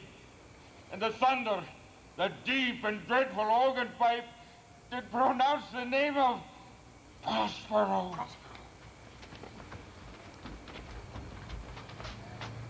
It did base my trespass. Therefore my son in the ooze is bedded, and I'll seek him deeper than our plummet sounded, and with him there lie mudded. Be them one fiend at a time now. I'll fight their legions all. I'll be thy second. All three of them are desperate. Their great guilt, like poison given to work a great time after, now begins to bite the spirits. I do beseech you that are of supple joints, follow them swiftly, and hinder them from what this ecstasy may now provoke them to. Follow, I pray.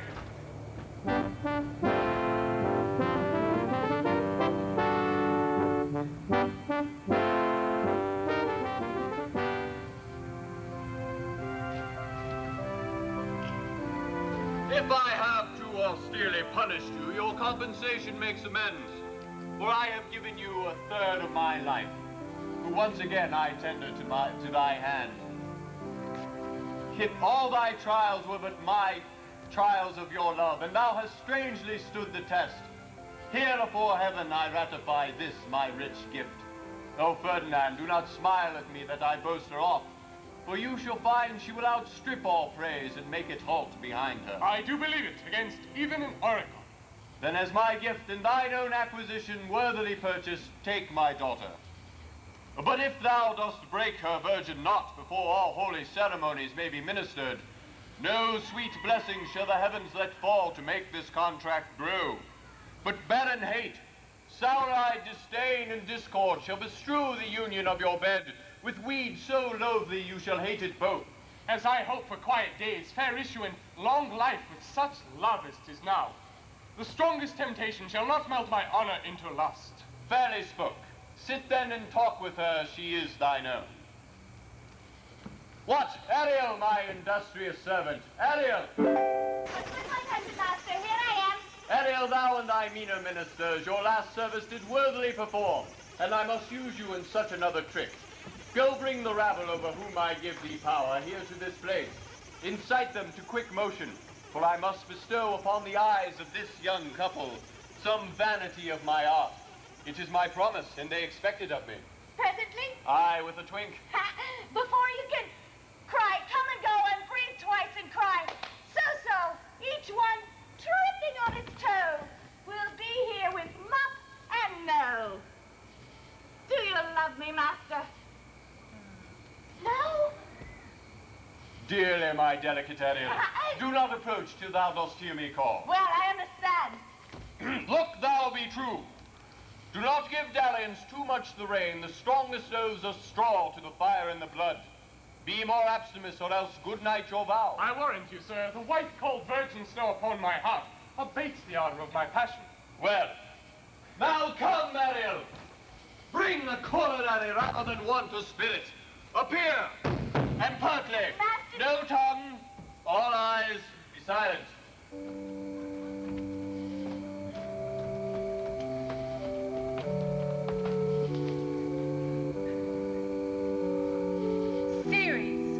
Most bounteous lady, thy rich leaves of wheat, rye, barley, oats, and peas, thy turfy mountains where live nibbling sheep, and flat meadows topped with winter grass them to keep, thy neatly clipped vineyards, and seashore sterile and rocky hard, where thou, thyself dost err, O queen of the sky, whose watery arch and messenger am I. Bids thee leave these, and with thy sovereign grace here, on this grass plot, in this very place to come and sport. Approach, rich Ceres, her to entertain. Hail, many-colored messenger, that ne'er dost disobey the wife of Jupiter, who with thy saffron wings upon my flowers diffusest honey drops, refreshing showers, and with each end of thy blue bow dost crown my verdant acres and my unshrubed down, rich scarf to my proud earth. Why hath thy queen summoned me hither to this short-grassed green? A contract of true love to celebrate, and some donation freely to estate on the blessed lovers. Tell me, heavenly bow, if Venus or her son, as thou dost know, do now attend the queen. I met her deity, cutting the clouds towards Paphos, and her son dove-drawn with her. Here thought they to have done some wanton charm on this man and maid, whose vows are that no bed right shall be paid till Hymen's torch is lighted, but in vain. Highest queen of state, great Juno comes. I know her by her gait. How does my bounteous sister? Go with me to bless this twain, that they may prosperous be, and honored in their issue.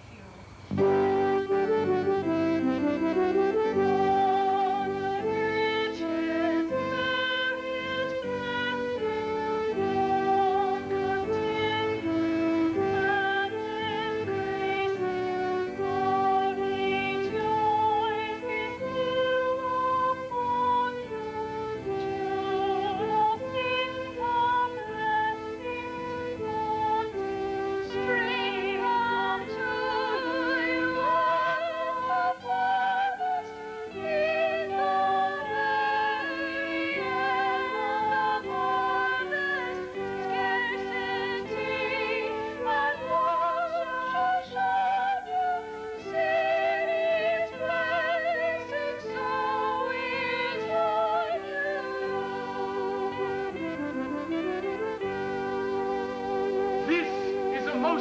majestic vision and harmonious charmingly.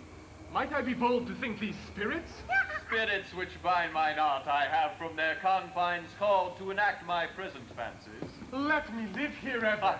So rare a wondered father and a wise makes this place a paradise. Sweet now silence, do no inferious with the seriously. There's something else to do.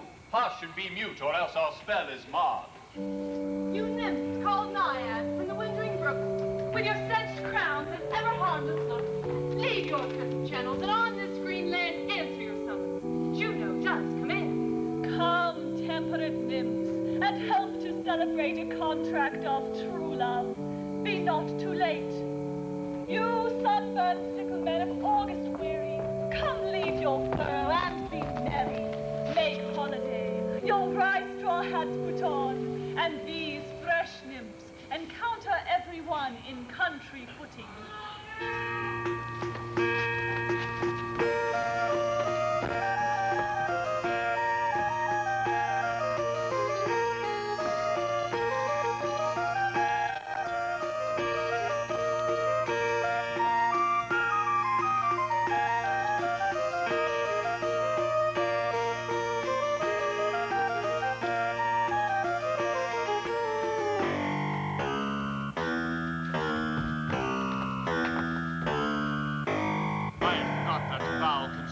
By the beast Caliban and his confederates against my life. The minute of their plot is almost come. Well done! Be gone! No more. This is strange. Your father is in some passion that works him strongly. Never till this day saw I him such fit anger so distempered. You do look, my son, in a troubled state as if you were dismayed. Be cheerful, sir. Our revels now are ended. These are actors, as I foretold you, were but spirits, and are now vanished into air, into thin air. And like the baseless fabric of this vision, the great globe itself, yea, all which it inherits, shall dissolve. And as this insubstantial pageant faded, leave not a cloud behind. We are such stuff as dreams are made on, and our little life is rounded with a sleep. Sir, I am vexed. My old brain is troubled. Be not disturbed by my infirmity. If you be pleased, retire to my cell and there repose. A turn or two I'll walk to still my beating mind. We wish your peace.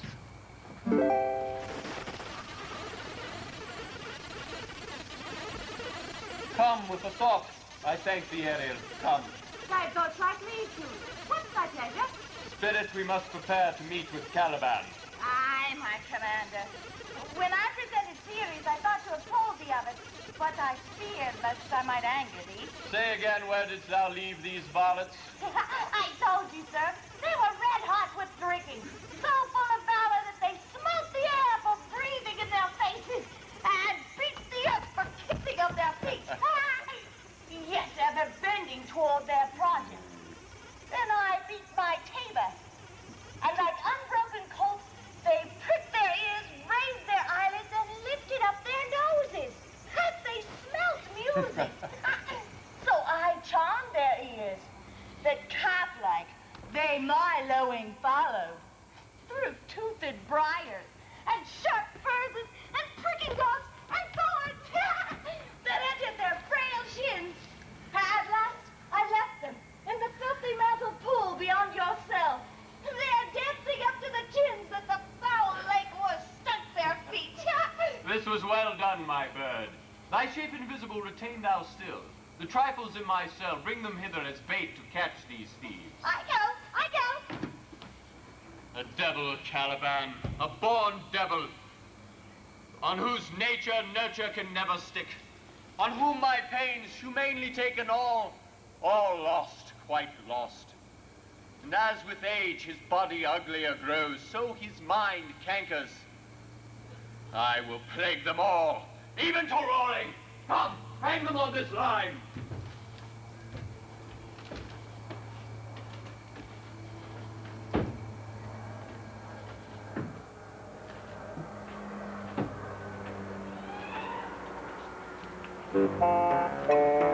Dreams with blind mole may not hear a footfall. We are now near his cell. Monster, your fairy, which you had said is a harmless fairy, hath done little better than play the jack with us. Monster, I do smell a horse piss, at which my nose is in great indignation. So is mine. Do you hear, monster? If I should take a displeasure against you, look you. Thou wert a lost monster. Good my lord, give me thy favor still. Be patient, for the prize I'll bring thee to shall hoodwink this mischance. Therefore, speak softly. All's hushed as midnight yet. Hi, but to lose our bottles in the pool. There is not only dishonor and disgrace in this monster, but an infinite loss. This is more to me than my wedding. Yet this is your harmless fairy, monster. I will fetch off my bottle, though I be all ears for my labor. I prithee, my king, be quiet. Seest thou here? This is the mouth of the cell. No noise and enter. Do that good mischief which will make this island thine own forever, and I thy Caliban, for I thy foot licker. Give me thy hand. I do begin to have bloody thoughts. Oh, King Stefano! Oh, Pierre! Oh, worthy Stefano! Look what the wardrobe here is for thee. Let it alone, thou fool. It is but trash. Oh, monster. We know it belongs to a frippery. Oh, King Stefano. Triculo, lay off that gown. By this hand, I will have that gown. My grace shall have it. The dropsy drowned this fool. What do you mean to dote on such luggage? Let it alone and do the murder first. If he awakes from toe to crown, he'll fill our skin with pinches, make us strange stuff. Be you quiet, monster. Mistress Line, is this not my jerkin? Now is the jerkin under the line. Now you are like to lose your hair and prove a bald jerkin. Do. Steal my line and level. Hate like your grace. I thank thee for that jest. Here is another garment for it, which shall not go unrewarded while I am king of this country.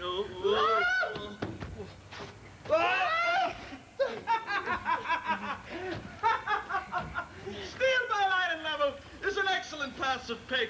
Here's another garment for it. Come, monster, put some lime upon your fingers, and away with the rest. I will have none on it. We shall lose our time and all be turned to barnacles, or to apes with foreheads villainous low. Monster, lay to your fingers. Help to bear this away where my hogshead of wine is, or I will turn you out of my kingdom. Here, carry this. And this. Aye, and this. Hey, Monster!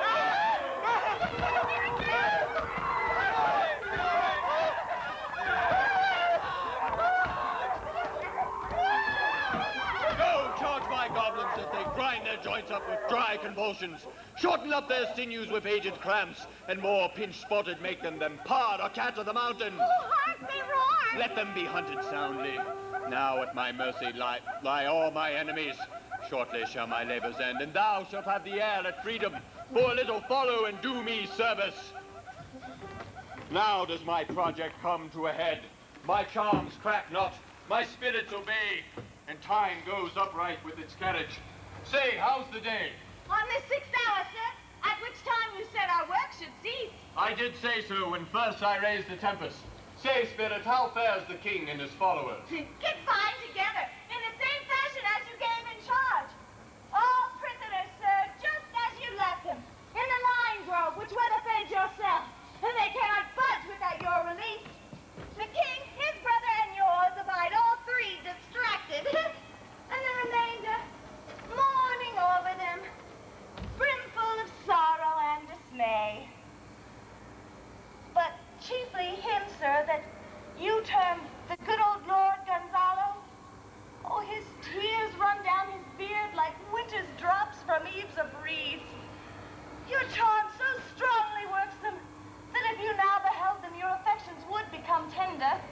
Dost thou think so, spirit? Oh, mine would, sir, were I human. And mine shall. Hast thou, which art but air, a touch, a feeling of their affliction? And shall not myself, one of their own kind, that relish all as sharply passion as they, be more kindlier moved than thou art? Though with their high wrongs I am struck to the quick, yet with my nobler reason do I take part against my fury. The rarer action is in virtue than in vengeance. Go, release them, Ariel. My charms I'll break, their senses I'll restore, and they shall be themselves. Oh, I'll fetch them, sir.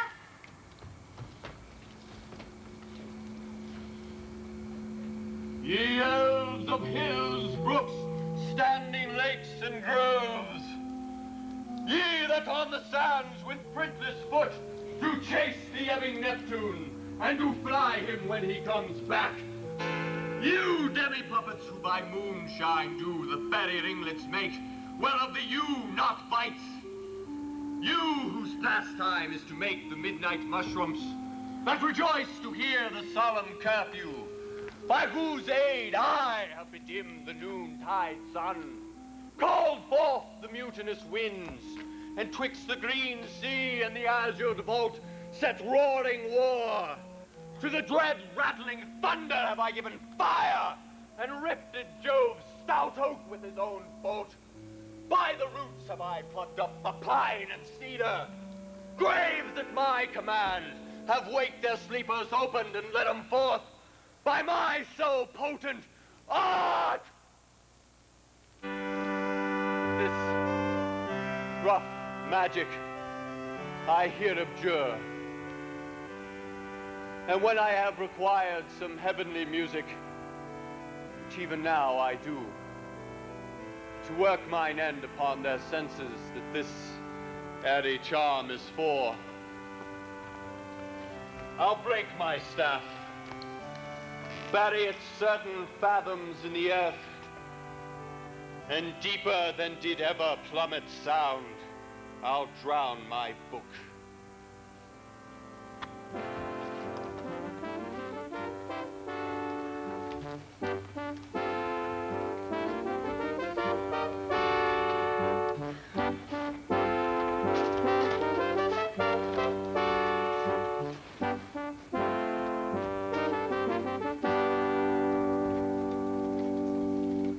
Solemn air, and the best comforter to an unsettled fancy cure thy brains, now useless, boiled within thy skulls.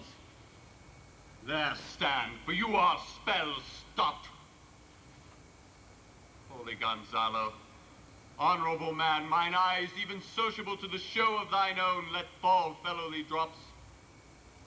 The charm dissolves apace, and as the morning steals upon the night, melting the darkness, so their rising senses begin to chase the ignorant fumes that mantle their clear reason. O good Gonzalo, my true preserver, and a loyal sir to him thou followest, I will pay thy graces home, both in word and deed. Most cruelly didst thou, Alonso, use me and my daughter. Thy brother was a furtherer in the act. Thou art pinched for it now, Sebastian, eh? Flesh and blood. You, brother mine, that entertained ambition, expelled remorse in nature, who if Sebastian would have killed your king, I do forgive thee, unnatural as thou art.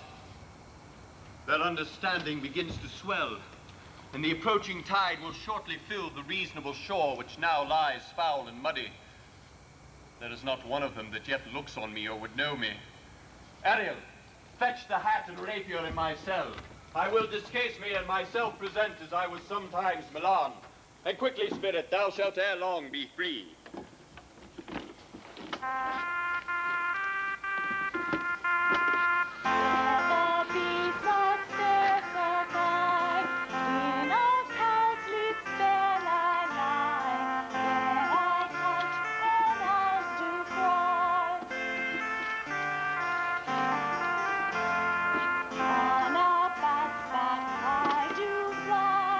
After summer, man, believe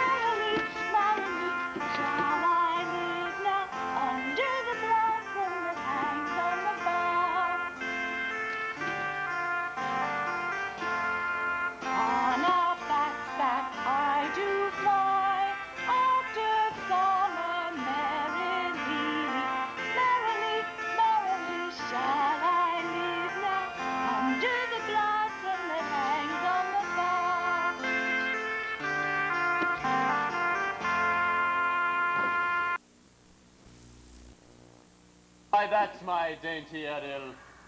I shall miss thee, and yet thou shalt be free. So. To the king's ship, invisible as thou art, there shalt thou find the mariners asleep under the hatches. The master and the boatswain being awake, enforce them to this place. And presently, I prithee. I drink the air before me in return, or else your pulse twice beat. Both torment, trouble, wonder, and amazement inhabit here. Some heavenly power guide us out of this fearful country. Behold, Sir King, the wronged Duke of Milan, Prospero. Prospero, is he? For more assurance that a living prince does now speak with thee, I embrace thy body, and to thee and thy company bid a hearty welcome. Whether thou beest he or no, or some enchanted trick to delude me as late I have been, I not know. Thy pulse beats as of flesh and blood. Since I saw the affliction of my mind amends by which I fear a madness held me. This must crave, and if this be at all, a most strange story. My right to tribute I resign, and I do entreat thou pardon me my wrongs. But how should Prospero be living and be here? First, noble friend, let me embrace thine age, whose honor cannot be measured or confined. Whether this be or be not, I'll not swear it. You do yet taste some subtlety of the isle that will not let you believe things certain. Welcome, friends all. But you, my brace of lords, were I so minded, I could here pluck his highness's frown upon you and justify you traitors. At this time, I will tell no tale. The devil speaks in him. No. For you, wicked sir, whom to call brother would even infect my mouth, I do forgive thee thy rankest fault, all of them, and do require my dukedom of thee, which perforce I know thou must restore. If thou beest, Prospero, give us particulars of thy preservation, how thou hast met us here, who but 3 hours since were wrecked upon this shore, where I have lost, and how sharp the point of that remembrance is, my dear son Ferdinand. I am sorry for it, sir.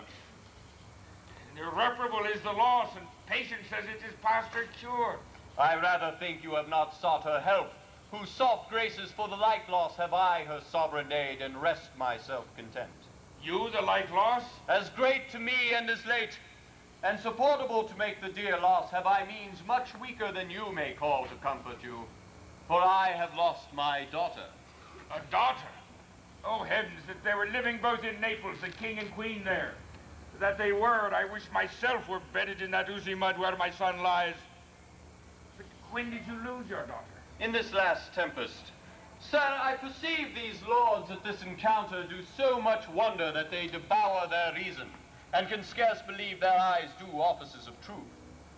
But howsoever you have been jostled from your senses, know this for certain, that I am Prospero, and that very Duke who was thrust forth from Milan, who most strangely upon this shore where you were landed, was landed to be lord on it. But no more yet of this. Welcome, sir. This cell's my court. Here have I few attendants, and subjects none abroad. Pray you look in. My dukedom, since you have given me again, I'll requite you with as good a thing, or at least bring forth a wonder to content ye as much as me, my dukedom. Sweet lord, you play me false. No, my dearest, I would not for the world. Yes, for a score of kingdoms you should wrangle, that I might call it fair play. If this prove a vision of the island, one dear son shall I twice lose? A most high miracle. Though the seas threaten, they are merciful, and I have cursed them without cause. Oh, now all the blessings of a glad father encompass thee about. Arise and say how thou camest here. Oh, wonder! Oh, how many goodly creatures are there here! Beauteous mankind! Oh, brave new world, it has such people in. 'Tis new to thee. What is this maid with whom thou wast at play? Your longest acquaintance cannot be 3 hours. Is she the goddess that has severed us and brought us thus together? No, she's mortal. But by immortal providence, she is mine. I chose her when I could not ask my father his advice, nor thought I had one. She's daughter to this famous Duke of Milan, of whom I have so often heard renown, but never saw before, of whom I have received a second life and a second father. This lady makes him to me. I am hers. But oh, how oddly will it sound that I must ask my child forgiveness. There, sir, stop. Let us not burden our remembrance with the heaviness that's gone. I have inly wept, or should have spoke ere this. Look down, you gods, and upon this couple drop a blessed crown. For it is you that have chalked forth the way that brought us hither. I say amen, Gonzalo. Was Milan thrust from Milan, that his issue should become kings of Naples? Oh, rejoice beyond a common joy, and set it down with gold on lasting pillars.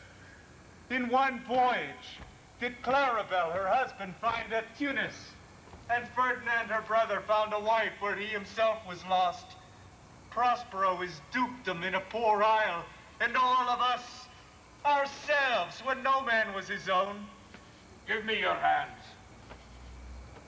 Let grief and sorrow still embrace his heart, who doth not wish you joy. Be it so, amen.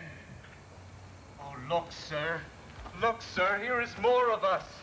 I prophesied that if a gallows were on land, this fellow could not drown. Now, blasphemy, hast thou no mouth by land? What is the news?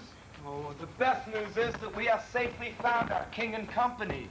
The next our ship is tight and shipshape and as bravely rigged as when we first put out to sea. Sir, all this service have I done since I went. My tricksy spirit. These are not natural events. They strengthen from strange to stranger. Arise and say how thou came hither. If I did think I were well awake, sir, I'd strive to tell you. We were dead asleep, and how we know not, all clapped under hatches, where with strange and different noises, all horrible, were we awaked. Where in all her trim we freshly beheld our royal good and gallant ship, our master dancing with joy at the sight of her. And on a trice, so please you, even in a dream were we divided from the rest of our crew, and brought dazedly hither. What's well done? Bravely, my diligence, thou shalt be free. This is as strange a maze as e'er men trod. There is in this business more than nature was ever conduct of. Sir, my liege, do not infest your mind with beating upon the strangeness of this business. At fixed interval, which shall be shortly, single I'll resolve you of every these happened accidents. Till when, be cheerful and think of each thing well. Come hither, spirit. Set Caliban and his companions free, untie the spells. How fares my gracious sir? There are yet missing of your company some few odd lads that you remember not. Every man shift for all the rest, and let no man take care for himself, for all is but fortune. Crush your bully monster, crush him. If these be two spies which I wear in my head, here's a goodly sight. Such both these be brave spirits indeed. How well dressed my master is. I'm afraid he will chastise me. What things are these, my Lord Antonio? Will money buy them? Oh, very like. Well, one of them is a plain fish and no doubt marketable. Mark but the badges of these men, my lords, and say if they be honest. This misshapen knave, his mother was a witch, and one so strong she could control the moon. These three have robbed me, but this demi-devil had plotted with them to take my life. Two of these you must know and own. This thing of darkness I acknowledge mine. I shall be pent to death. Is not this Stefano, my drunken butler? He is drunk now. Where had he wine? And Trinculo is reeling ripe. Where found they this grand liquor that has gilded him? How camest thou in this pickle? I have been in such a pickle since I saw you last, that I, fear me, will never alter my bone. Why? How now, Stefano? Oh, touch me not, for I am not Stefano, but a cramp. You'd be king of the Isles, sirrah. Oh, I should have been a sore one then. And this is as strange a thing as e'er I looked upon. He is as disproportioned in his manners as in his shape. Go, sirrah, to my cell. Take with you your companions. And as you look to have my pardon, trim it handsomely. Aye, that I will. And I'll be wise hereafter and seek for grace. What a thrice double ass was I to take this drunkard for a god and worship this dull fool. Go to, away! Hence and bestow your luggage where you found it. Or stole it, rather. Sir, your highness and your train I invite to my poor cell, where for this one night you shall take your rest, which time I'll spend with such discourse as I doubt not shall make the time go quick away the story of my life, and the particular incidents gone by since I came to the isle. Then in the morn I'll bring you to your ship, and thence to Naples, where I have hopes to see the nuptials of these our dear beloved solemnized, and then retire me to my Milan, where every third thought shall be my grave. I long to hear the story of your life, which must take the ear strangely. I'll deliver all, and promise you calm seas, auspicious gales, and sails so expeditious that shall catch up your royal fleet far off.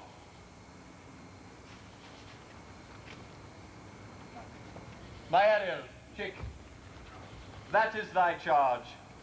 Then to the elements be free, and fare thou well.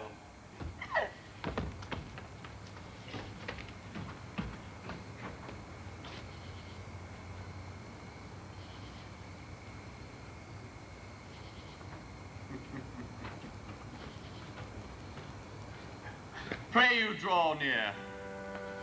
Now my charms are all overthrown, and what strength I have's mine own, which is most fate. Now 'tis true I must be here confined by you, or sent to Naples.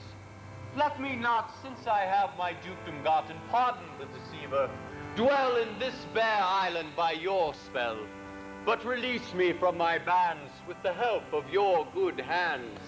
And favorable comments of yours my sails must fill, or else my project fails, which was to please.